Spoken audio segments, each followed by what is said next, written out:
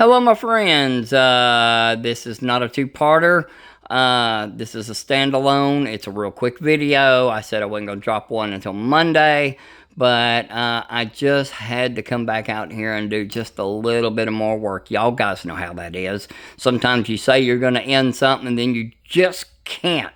But what has stopped me is if y'all have any suggestions, the two spray bottles from out of the house or the garage or something that I use, spray bottles, they stayed pretty much in a stream and wasn't really lasting long with the 50-50 water and glue for the scenery, and or the one that I use for the 90% alcohol to spray to get the shock static out before I do scenery. So if y'all got any suggestions of what bottles out there that don't cost a lot but are really good brand bottles, please send me a comment or send me a message. I would really appreciate that, because tomorrow I'm going to be doing some shopping around after work and seeing if I can figure out what is a brand that will hold up under those chemicals, or not, unless y'all have a better suggestion.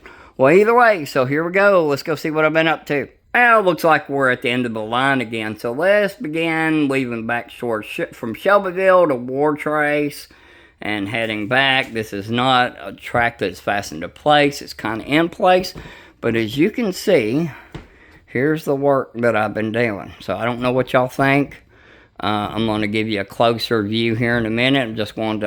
I'm experimenting. I'm not a great scenery guru, but I am trying different brush sizes, strokes, and this is, believe it or not, the paint, the gray paint you see here, this is actually Ellen & Gray from Badger of Model Flex, the water-based railroad paint. But it's a little darker, so I lighten it with Reefer White, and I get the Ghost Gray that I like, that I remember as growing up in the 70s as a kid. And let's go on around and let's take a better look at this scenery here. As you can see, been just kind of experimenting. I'm not done. I ran out of, again, my chemicals. So you can see that I'm trying to really do, something here. And I'm just going to give y'all a quick grab at, here's some foam that I tried to touch a little gray to see. It's an experiment. Again, don't worry if this is kind of, not taboo, but, I'm a learning person, and it's, believe it or not, when I can get volunteer every once in a while, it's just me.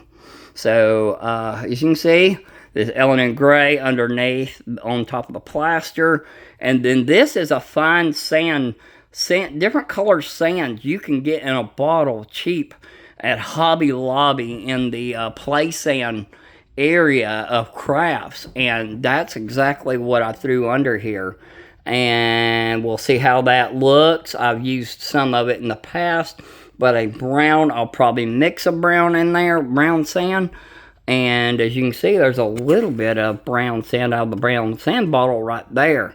As you can see, that's what that is, and I would highly recommend it. It's cheap, or it was, and it's easy to get, and again, Hobby Lobby.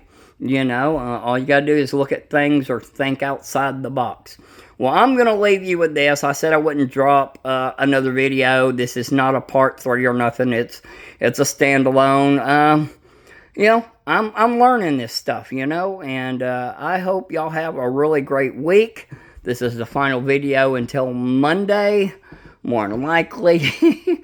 And I hope y'all have a great one. Please, if you haven't, tell your friends, subscribe, click the bell so you get notifications, and leave comments, and then give me time, with my work and my railroad career, my wife and family and kiddos, like everybody else. Just give me time to reply. And I will, because I do try to look them over every so often when I can. Let me know what y'all think about this. I'm going to give you one more little look, again, and y'all have a great week and a safe one. And until next time, keep a highballing.